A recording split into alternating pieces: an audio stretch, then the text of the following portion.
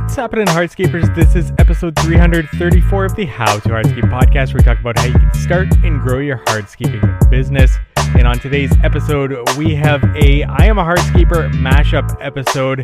If you have been listening to us for a while, you know that we do these I Am a Hardscaper interviews where we bring on a hardscape business owner and do a deep dive into their business.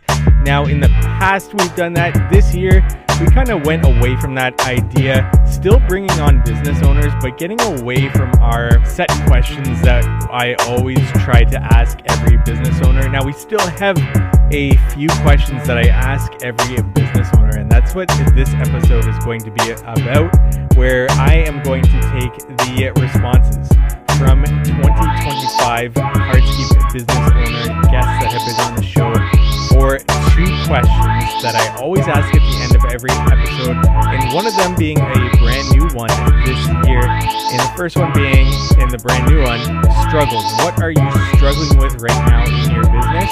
Or what is it something that's in your business that you're trying to improve?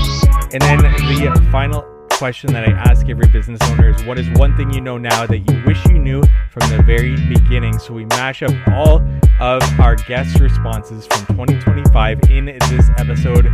Everything from short one-sentence answers all the way to longer 3 to 4 minute answers throughout this episode.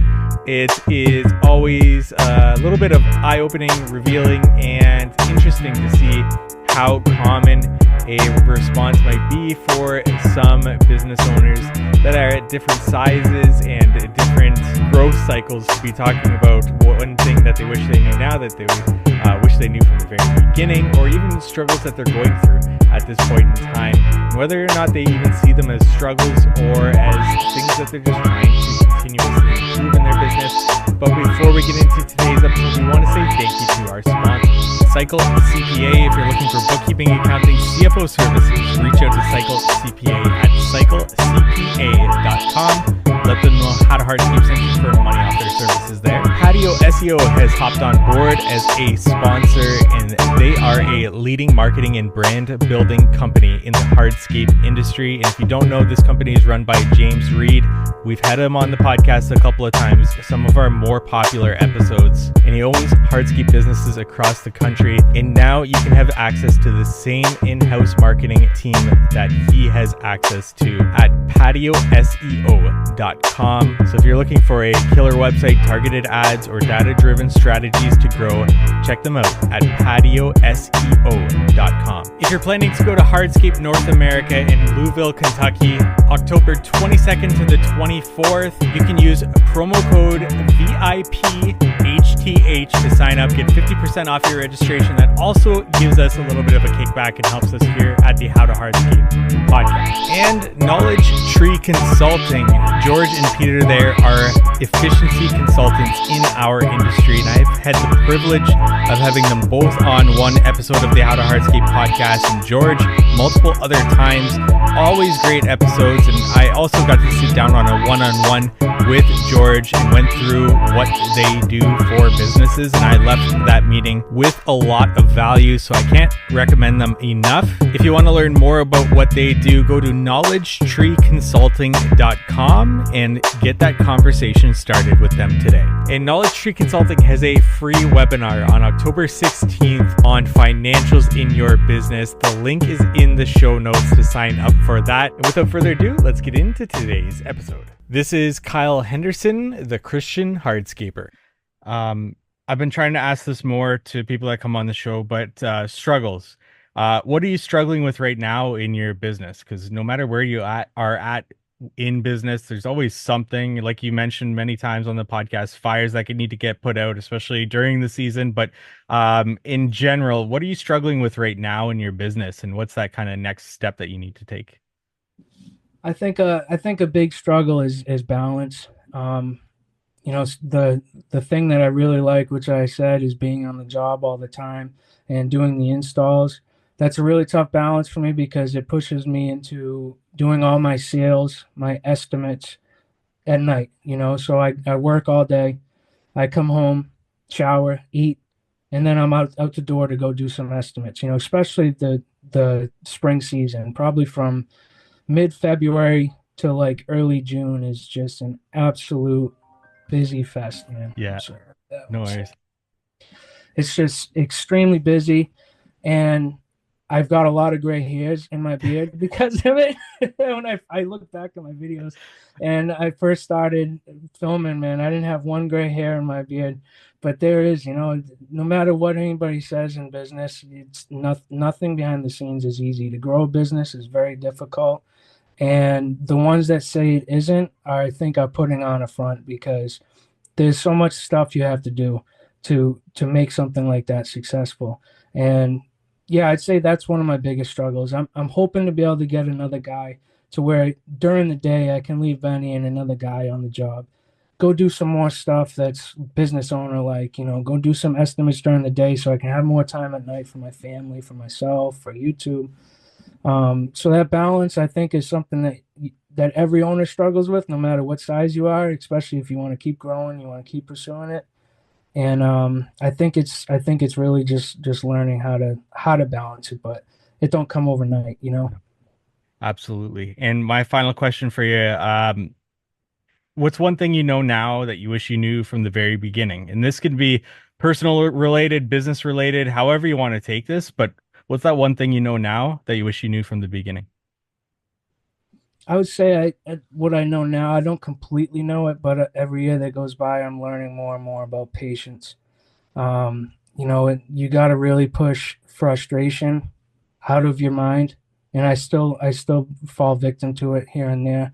But when you start getting frustrated at things, and it's day after day you're frustrated, you're not going to be able to communicate with your employees right. You're not going to be able to communicate with customers right or anybody right, and that's going to snowball affect your entire life. If you're waking up every day frustrated at the situation around you, you're going to start to lose motivation in whatever you're doing. You got to really try to fight those thoughts of anger, of what's going on, that because you wake up, like I said before, you wake up every day thinking you got a plan. I'm going to do this today, and an hour in, you already know that plan's gone. So that's something that I think frustrates a lot of people. And you got to give that up, because the best thing you can do is learn how to call audibles, man. Every day that goes by, if something comes and hits you in the face, you got to learn how to deal with that and push that frustration aside. So I'd say patience is the thing that I've gained more in my life from when I started, and that's really helping me. And you gotta keep pursuing more patience, because there's so many things in this life that can come and trip you up. Is there anything that you're actively doing to practice that patience, or is it just like a mindful thing that, I need to be patient here when in previous versions of me, I probably wasn't as patient? Yeah, I mean that's the big reason behind the name of my YouTube channel, man. God is the only thing that's kept me away from that, or not even kept me away from. I still go into it, but practicing the things of the Bible and what Christ has taught me through the Bible, those are the things that when I apply to my life have always benefited me. Taking that from when I was 18, I got born again and I was saved, and it's a relationship. It's not a religion to me. It's something where I found God is trying to have a relationship with his children. And relationships get built day by day. You learn more about each other day by day. So when I started pursuing Christianity is when I started moving away from my own thoughts and my own downfalls, and kept my focus more on Christ, on God, and just the things that he teaches you. The main two things in the Bible is love God and love your neighbor. And I think your neighbor is every single one of the human beings in this world. So when you're going through it, you have to just kind of realize everybody around you is another person created in the image of God. So you got to show love, you got to show respect, and you got to show humility. Humility teaches you a lot of things in life. If you think that you're the best at something, you're done learning about it. You have to be humble enough to know that there's still more to learn and more to be done in life. And that's what unlocks success, in my opinion, because when you're humble enough to know that you're not the best, you're not the greatest, so there's things to improve, that gives you the ability to improve on those.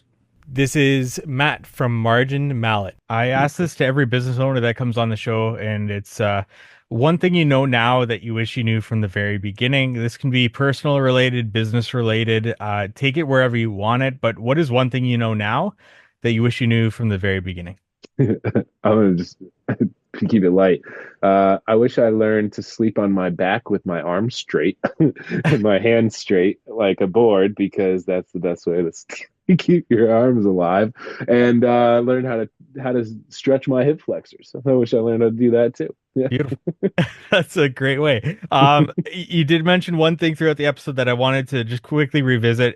Stone has always been connected to death. Are you talking like Mhm. tombstones, statues to immortalize people? Do you want to expand at that at all as we get to the end? Sure. Sure. I mean, go through a cemetery, tombstones, um, headstones, mausoleums. I would say most of the what is religion if not an explanation of the afterlife or something like that, and what is every amazing building that's ever been built in stone have to do with it has to do with death or religion, or which is kind of just death anyway. So that's kind of what I meant by that, I guess, is like I think our pursuit in stone is like the ultimate masculine pursuit of death in a way, which is it's like our own little artistic craftsman version of like being of like going to war. It's a very safe version, obviously. You know what I mean? Though it's kind of it touches into that a little bit. So This is Graham from Instagram Ski. Last question I have for you here, Graham. And I ask this once again to every business owner that comes on. What's one thing you know now that you wish you knew from the very beginning? And feel free to take that wherever you want, personal, business related. But what's one thing you know now that you wish you knew from the beginning? It's like I think when I started, I just thought I had to buy all this stuff. Do you know what I mean? I thought I needed like trucks and tools and insurance policies. Like I bought workers' comp before I had anyone working for me for some reason. You know what I mean? I just thought that's what you did. And I would say not to too quickly get overextended. And I think I meet a lot of people who like they get these small businesses going and like our country, our system is kind of like grow, grow, grow, grow, or pay taxes. I think sometimes just pay some taxes and stay small. And like those taxes, you think that they're like, I'm paying four more grand unless I bought another truck, but then that truck you get to fix and maintain. But I kind of feel like don't grow too fast. Find out what's important to you. If you want to be a big business owner, take one route. If you want to do the trade and actually be the guy whose hands are on the stones, you sometimes just have to pay a little more taxes and be like, and not have as many write-offs. And when you travel and work, sometimes it stinks because you have to pay taxes in multiple states. So it's just like realize what your goal is at the beginning, I guess. And I meet a lot of people who are like, oh, I don't even get to lay a stone anymore because of all my guys' stuff. And it's like, if your goal is to make a bunch of money, a lot of people seem to be selling their landscape companies right now to bigger corporations. And that's definitely a fad around here. So if that's your goal, then build your company, get everything in software, have every like really good books. But I mean, someone like me, I'm more interested in like I want to make good money, but I want to be doing the work. So as soon as I got more than one or two people, like employee drama quickly overtakes like your time. Yeah. So This is Trevor from Gorman Landscapes, which brings me to something that you're struggling with right now in your business, Trevor. However you want to take that. Well, it didn't take me long to think about it, but I don't know if I'm struggling with it, but it's certainly what occupies my brain most of the days is the strategy that we're going to go forward with this year and beyond to grow and scale. I never wanted to get into this business to stay into the field. I did want to. For me, growth looked like and scaling looked like get me to a point where I'm running the business. I'm working on the business, not in the business. And so right now, we are looking at increasing our presence of working with subcontractors for select things. I think you have some very standard growth models in the landscape installation business is that basically get yourself a good foreman, get yourself a decent lead hand, and get them some laborers and build out that crew. And once that crew is able to handle volume, guess what? Start another crew, put those same things in place. Foreman, lead hand, some good laborers, right? So that's the traditional model, and I think we're going to try this year to move a little more towards a subcontract model because as few of the things we touched on before, the things I like is sales. The things I like is building the systems. The things I like is customer engagement, and I think we're a hop, skip, and a jump away from being able to bring in-house design in a very real way to what we offer. And so all of those things are non-field, but I think it builds the most value in my business. And so now I just want to find great young landscapers who are excited to build walls, who are excited to build patios, who are willing to, go through the training in their own companies and kind of meet the expectations that Gourmet Landscapes has.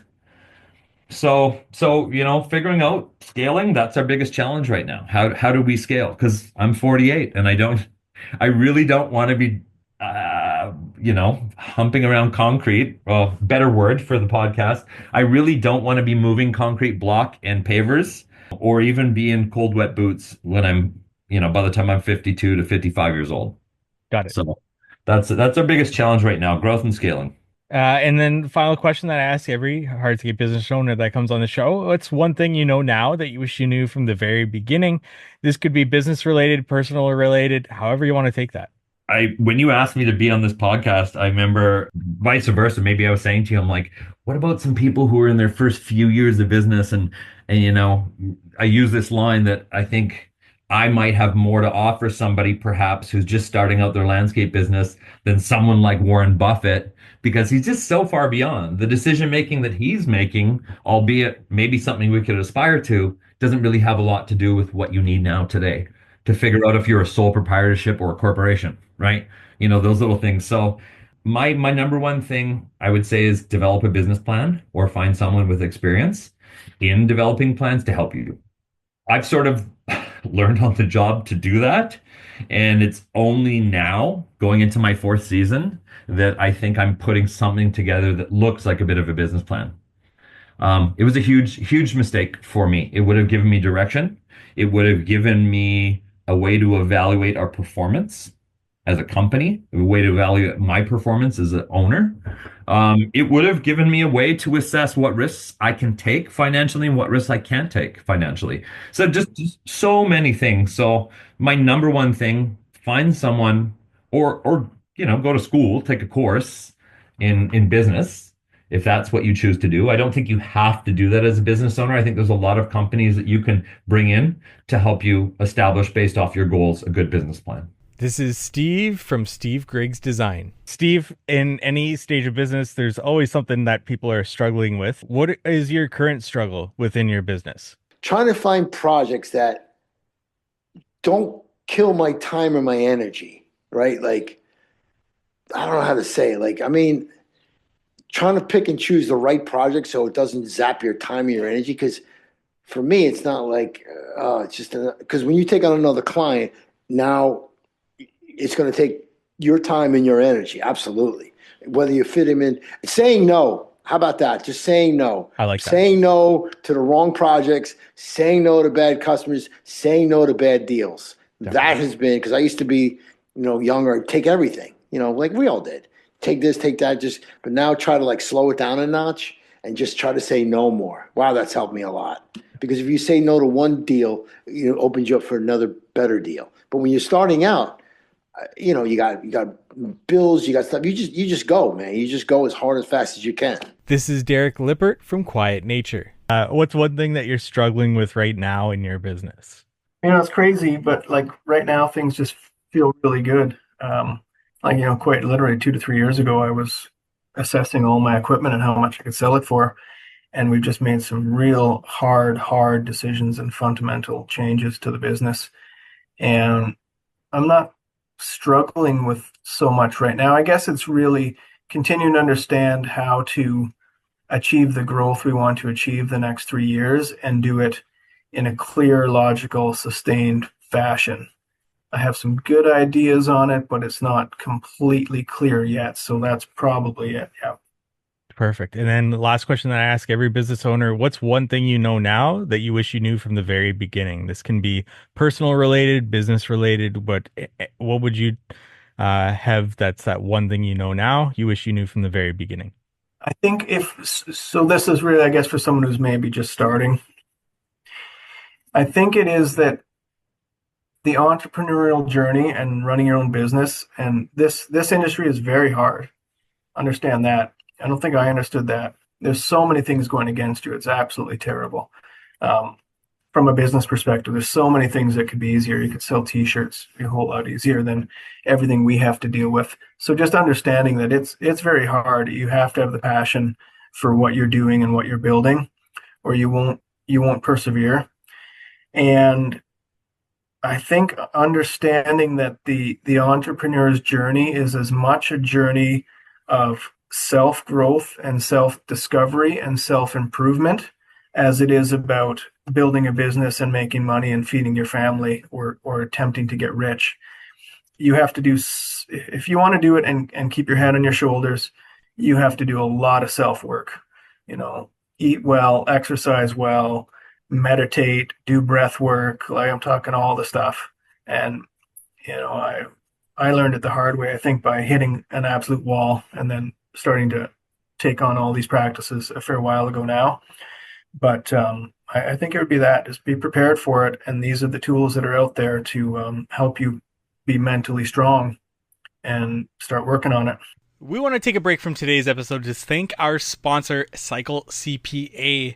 It's crucial to review your financial statements on a monthly basis so you can diagnose areas for improving your business's financial health early before they become significant issues. Too many contractors wait until the end of the year to review their financials as they file taxes, when it's often too late to take action to change the outcome. Cycle CPA not only handles bookkeeping and taxes, but they also ensure that you're armed with financial data on a monthly basis to make key business decisions. They offer benchmarking, cash flow forecasting, and assistance in developing targets for financial metrics. With their team of accountants specialized in the hardscape and landscape industry, they currently work with hundreds of companies in this field. Visit cyclecpa.com, and for $200 off, mention the How to Hardscape podcast.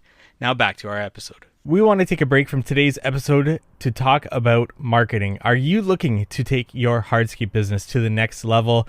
Well, this is brought to you by Patio SEO, the leading marketing and brand building company in the hardscape industry. And if you don't know, this company is run by James Reed, who owns multiple hardscape businesses across the country. And here's the kicker. You're not just getting access to any team. You're getting access to the very team that helped grow James's own companies, plus hundreds of others in the industry. Whether you need a killer website, targeted ads, or data-driven strategies to grow, Patio SEO has got you covered. They've been in your shoes and know exactly what works. We've had James Reed on the podcast a couple of times, and they're some of our more popular episodes, talking about branding, talking about how he's built companies across the country. And with that, he needs lots of leads, which means he's had to perfect his branding and marketing. And now you can have access to that same in-house team that he has access to for his own hardscape company. So if you're ready to build your brand and see some serious growth, check them out at patioseo.com. That's patioseo.com,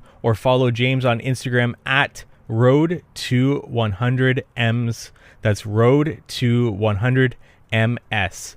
Let's get your business the attention it deserves. Now back to the episode. This is Glenn Curtis from Plantenance. Glenn, what's a struggle that you have right now in your business, or something that you're working on getting through in your business? Right now, a big thing that we are changing is our whole, what we call our creative process.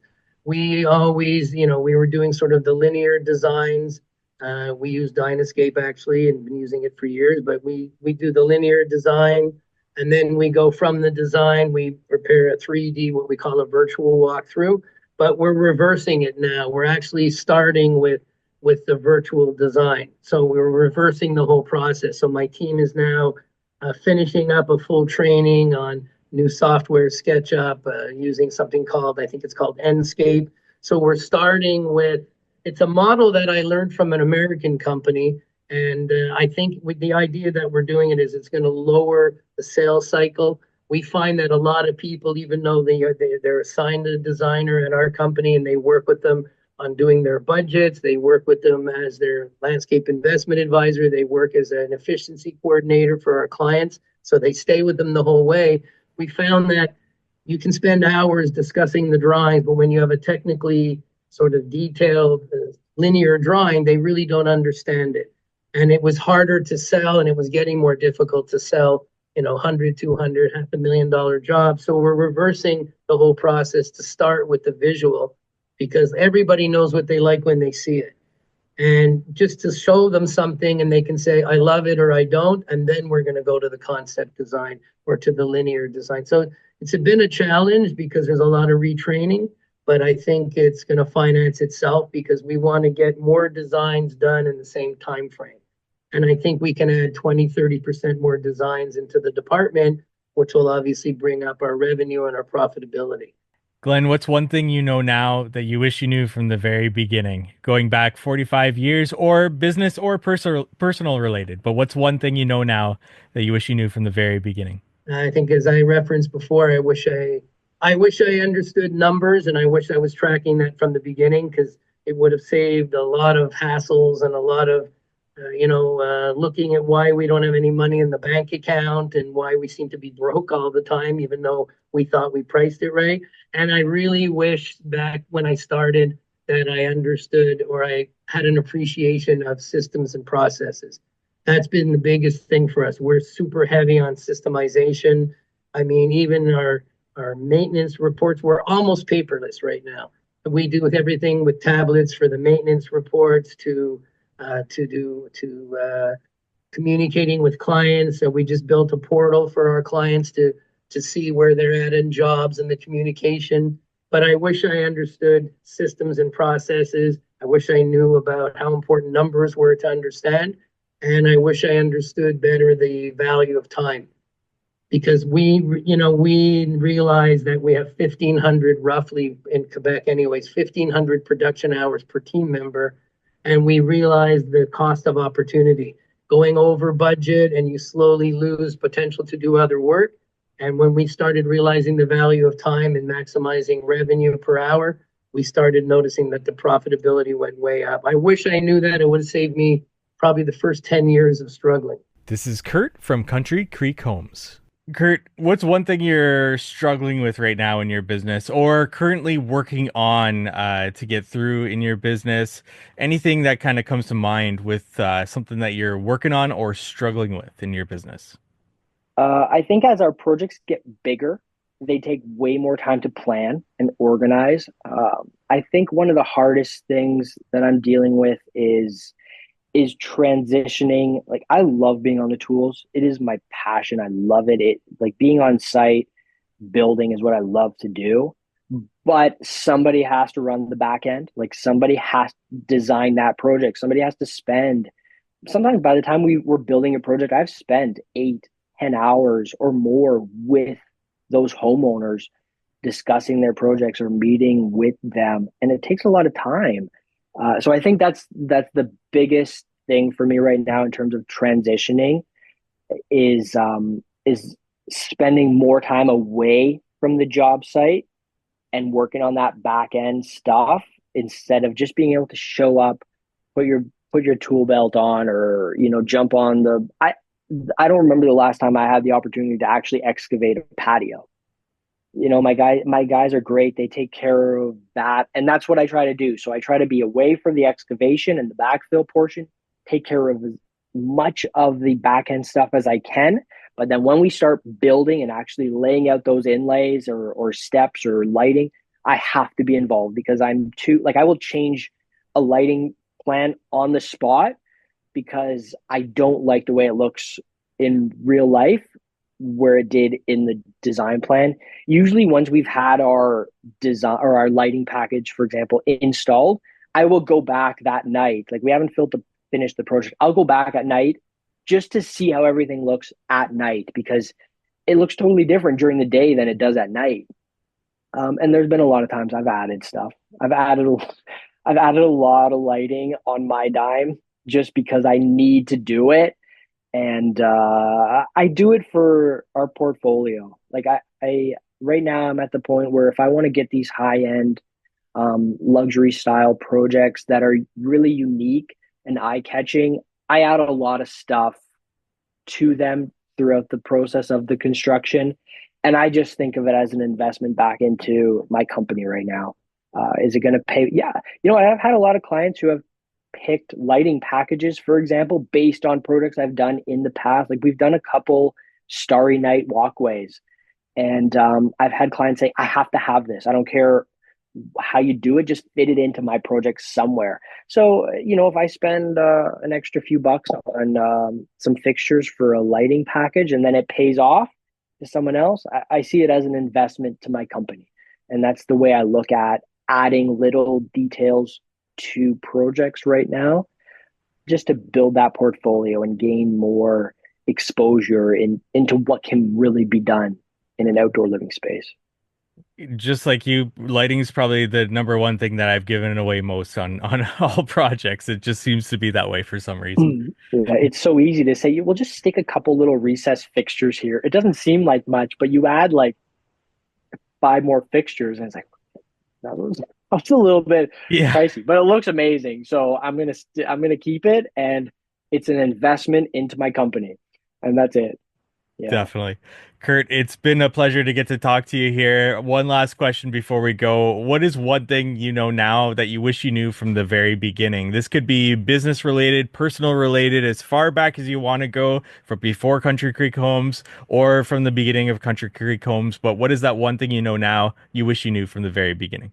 I think there's a lot that you could actually like talk about right now. If I had to pick one or two, I would say you absolutely have to make time for your family. Once I started having kids, like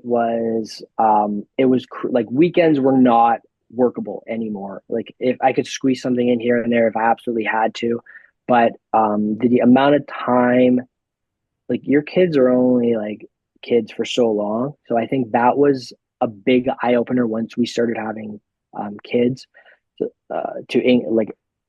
like have family time on the weekends and at nights, like close the laptop, shut it down. That's one for sure. I think the other, like from a business standpoint, is learning that square foot pricing is deadly, and you cannot grow or run a business on square foot pricing. Still to this day, I have so many clients who say, "What do you charge per square foot?"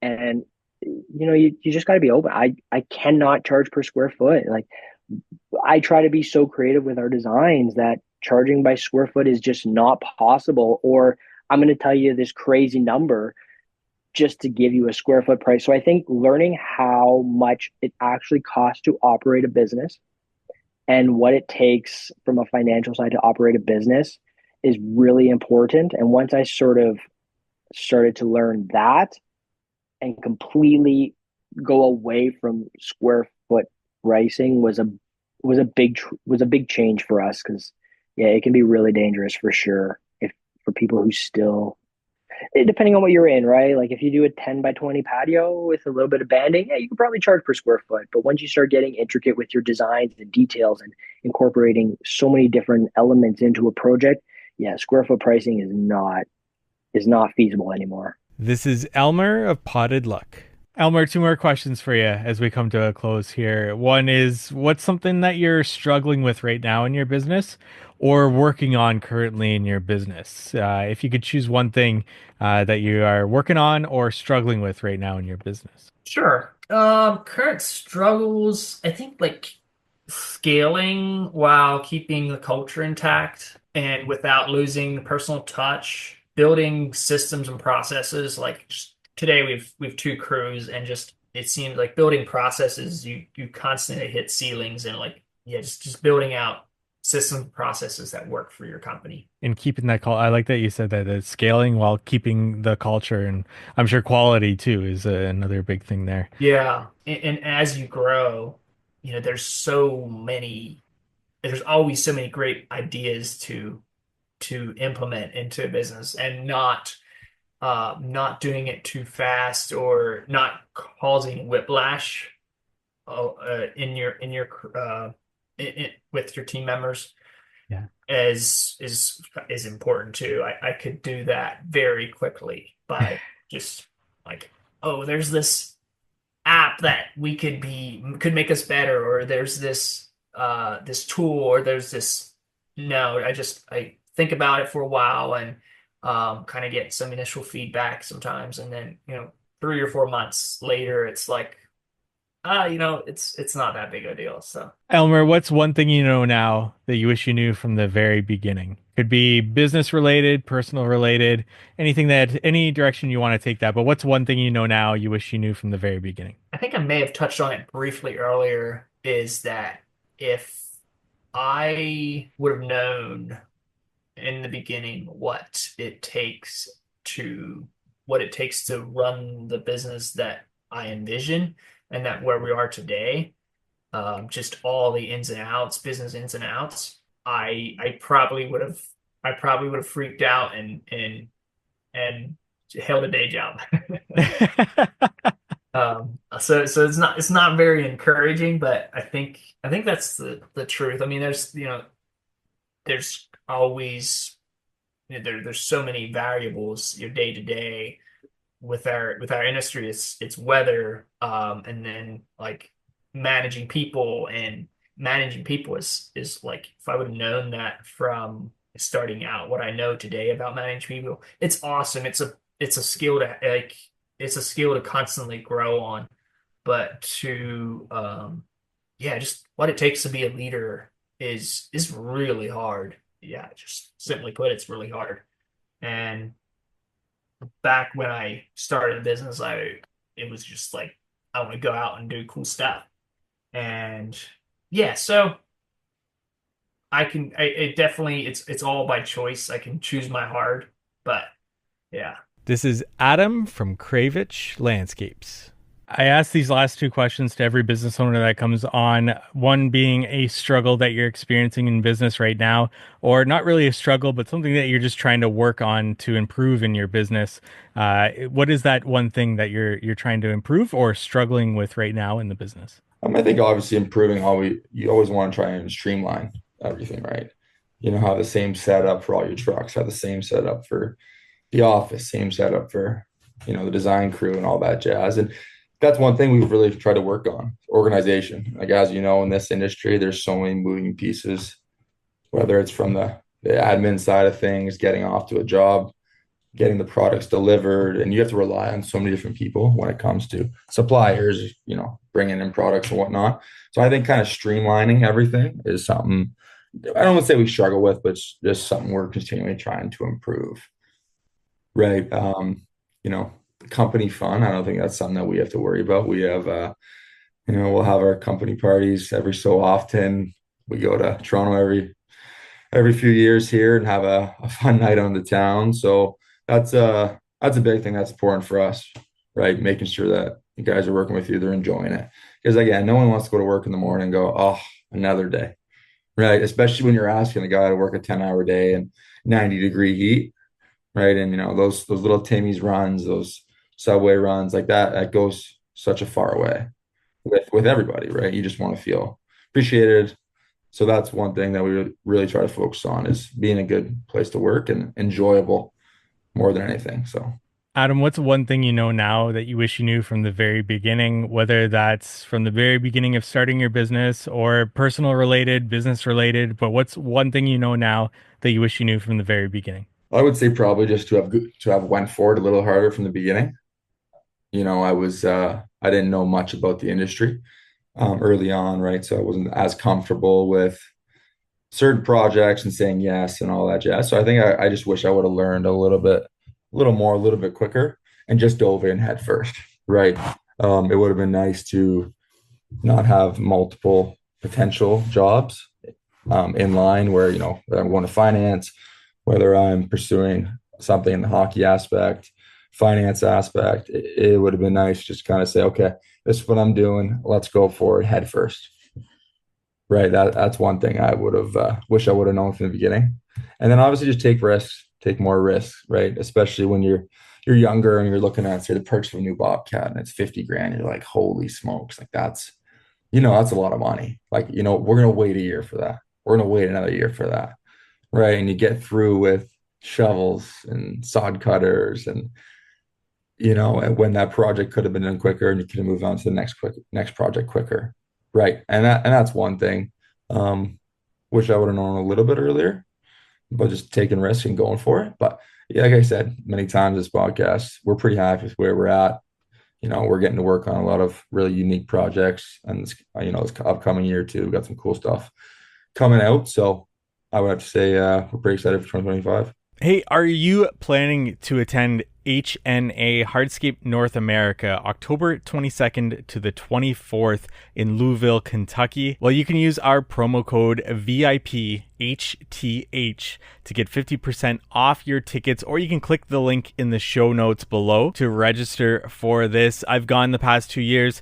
It is awesome. A massive trade show along with the Equip Exposition with more than 1,000 exhibits, 42,000 square feet hardscape house, as well as a 30-plus acre outdoor demo yard that you can demo equipment. There's the HNA Awards ceremony. There's lots of educational sessions throughout the day, and there's more than enough events before and after the trade show itself. I've always enjoyed my time. I'll see you there. Use the code VIPHTH to get 50% off your tickets and register sooner rather than later, because tickets do increase leading up to the show. As landscape contractors, we're usually masters in the field, but in the office, things can get a little bit more complicated. And one place where a lot of landscapers could improve is when it comes to knowing your numbers. And to help your business become more profitable and stress-free, Knowledge Tree Consulting is hosting a free webinar on October 16th. Learn how to get more financial clarity so you can make better decisions as a business leader. I've added a link to the free online event in the description.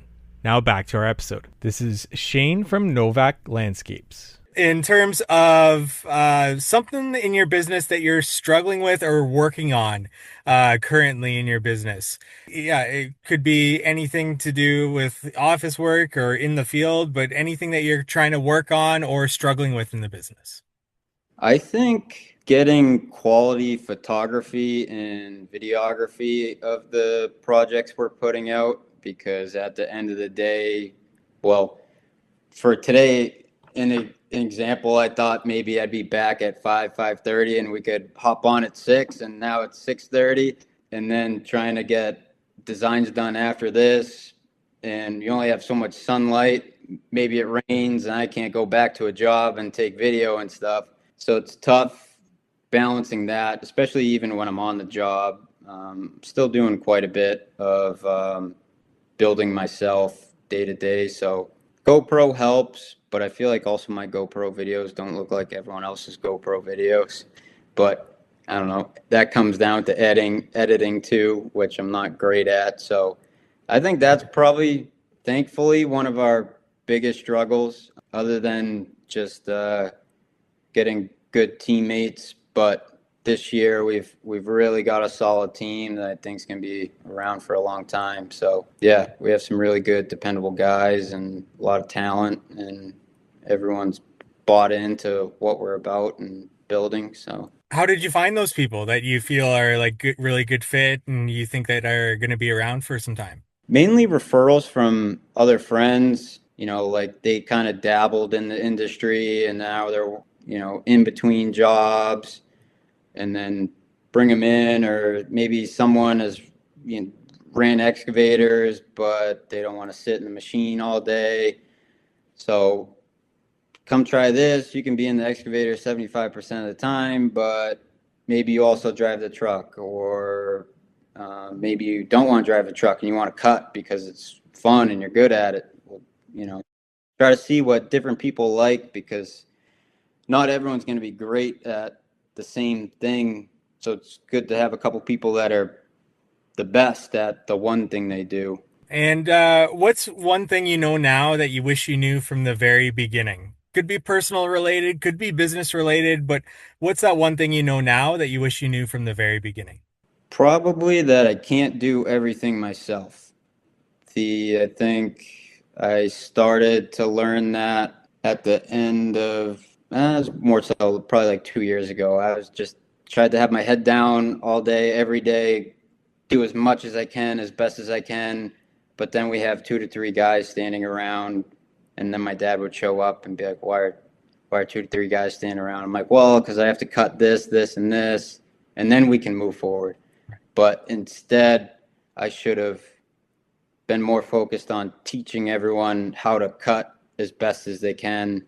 So now that I've realized that, that makes the team better instead of just running myself into the ground. So exchanging a little bit of what I think is speed in my brain now for, efficiency in the future, and not having to worry about, is his cuts good, is his cuts bad. If everyone, practices from day one, and me taking a step back and elevating everyone else, I think that that's the biggest thing. Yeah. I'm still trying to learn that lesson. So that's a good one there. Me too, but slowly but surely. This is George from Koivik Contracting. George, as we wrap things up here, I do have a couple of questions. I'm going to skip a couple of questions that I usually ask, but a couple of questions that I always ask. And one of those is, what's one thing that you're struggling with right now in the business, or trying to improve in the business, or see as a improvement point in the future in the business?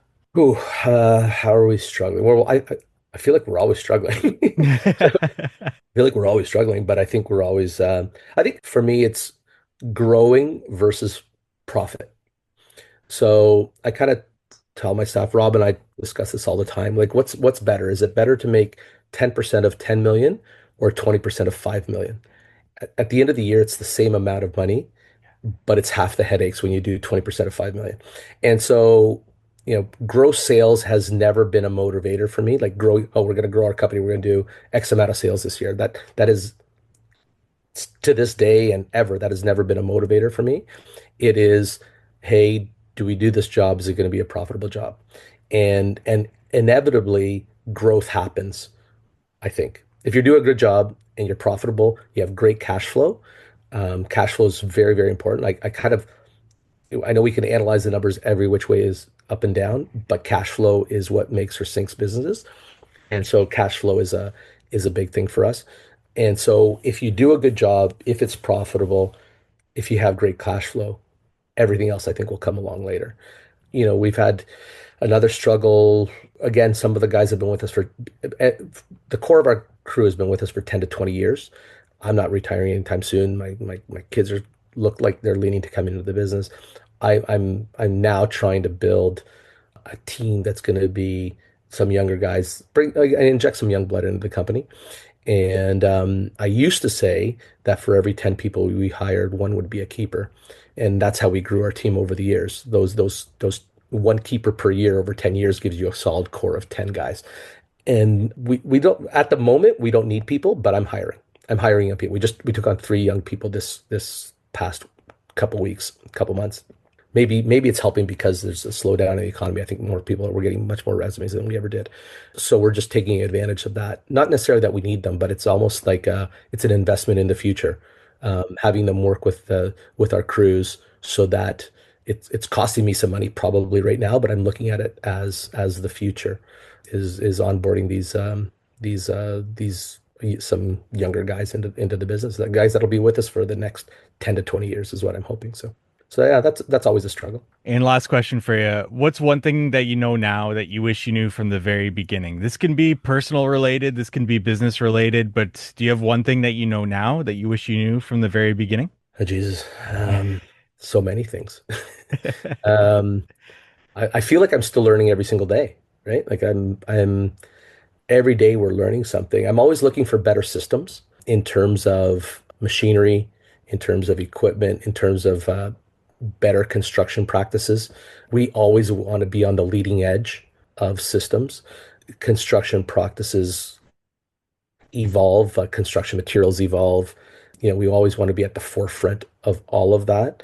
We started doing Schluter membrane between all of our concrete work and all of our stone work, because if concrete cracks, inevitably it does, those cracks don't transfer up to the stone above. So, we add $3 or $4 a square foot to every patio now, and for the most part, and we install a decoupling membrane in between. Those are things that we learn and we see whether it's not even in our industries per se, but in the construction industry. And we try to be at the forefront of that. I feel like we try to fix problems and nip them in the bud. I think generally as entrepreneurs, we are fixers. And so we are constantly encountering problems and constantly trying to fix those problems. And I don't think that ever ends. I don't know. Maybe it's just me. Maybe I don't know what I'm doing, but I feel like that never ends. So. This is John of Action Home Services. John, I asked this last question to every business owner that comes on the show, and that is one thing you know now that you wish you knew from the very beginning. This could be personal related, this could be business related, but do you have one thing you know now that you wish you knew from the very beginning? Don't give up and stay humble. That's probably the big one. This is Jason Cromley from Hidden Creek. Well, Jason, I think I've eaten up enough of your time here, but I do have one last question that I ask every business owner when they come on the show. Yeah, and hit it's it. one thing you know now that you wish you knew from the very beginning. Because this could be business related, personal related, but what is one thing that you know now that you wish you knew from the very beginning? Man, that is a really big question. And I'm really trying to rack my brain. You know, I'm super proud of where I am. So to be honest, I have zero regrets in all honesty. So I'm bigger. I'm better than I ever thought I would be with a business.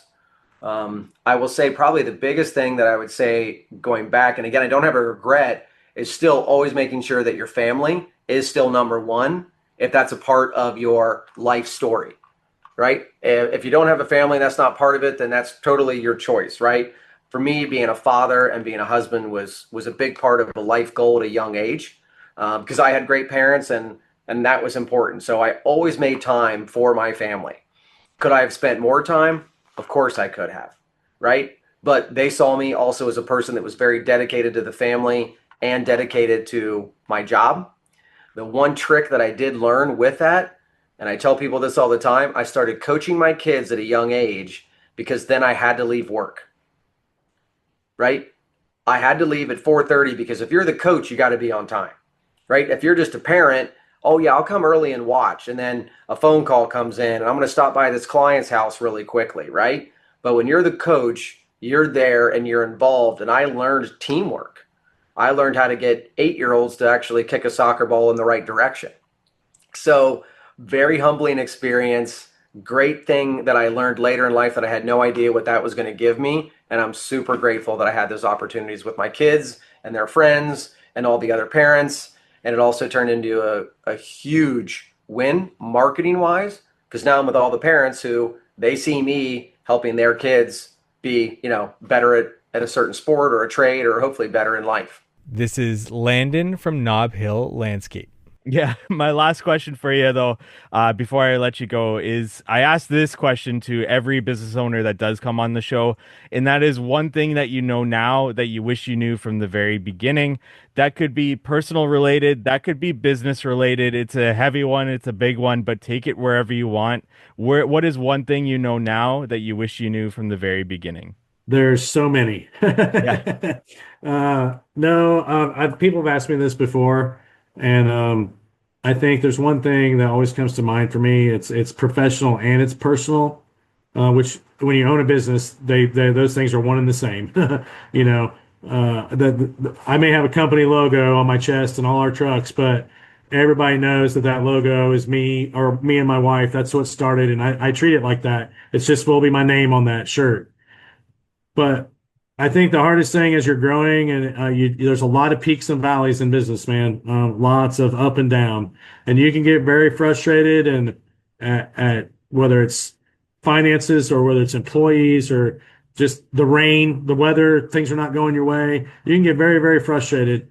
And I think one thing I would say is I wish that I knew then to just believe in yourself more. I mean, believe in the process, believe what you're doing. Don't waver, don't second guess yourself, but believe in what you're doing. You know you love it. You know this is why you started the business. And it's as simple as not giving up, even though you want to, and even though maybe people are telling you. But just believe in yourself and believe in what you're doing. Thank you for listening to today's podcast episode. If you want to learn more about any of these guests, their tags will be in the show notes, or you can just search their business name on Instagram if you want to learn more about them, or go back and listen to their full-length episode if you haven't already. I really do appreciate you listening to today's episode, and if you found some sort of value in it, please give it a written or review rating, Spotify, Apple, or share this with somebody that you think might find it helpful. That really does go a long way for us. It really does help us. And before we say goodbye, we want to say thank you to our sponsors. Cycle CPA, if you're looking for bookkeeping, accounting, CFO services, reach out to Cycle CPA at cyclecpa.com. Let them know how to Hardscape sent you for money off their services there. PatioSEO.com. And now you know Patio SEO can take your Hardscape business to the next level. James Reed and his expert team have built a reputation on success, not just for their own companies, but for hundreds of others just like yours. So don't wait. Visit PatioSEO.com to learn more and get started. But also be sure to follow James's journey on Instagram at Road to 100Ms. That's Road to 100Ms for behind the scenes tips and insights. And I do recommend checking that out and following along to that. Ready to build your brand? Patio SEO is here to help you every step of the way. If you're planning to go to Hardscape North America in Louisville, Kentucky, October 22nd to the 24th, you can use promo code VIPHTH to sign up, get 50% off your registration. That also gives us a little bit of a kickback and helps us here at the How to Hardscape podcast. And Knowledge Tree Consulting. George and Peter there are efficiency consultants in our industry, and I've had the privilege of having them both on one episode of the How to Hardscape podcast, and George multiple other times. Always great episodes, and I also got to sit down on a one-on-one with George and went through what they do for businesses, and I left that meeting with a lot of value, so I can't recommend them enough. If you want to learn more about what they do, go to knowledgetreeconsulting.com and get that conversation started with them today. And we look forward to meeting you next week on the How to Hardscape podcast.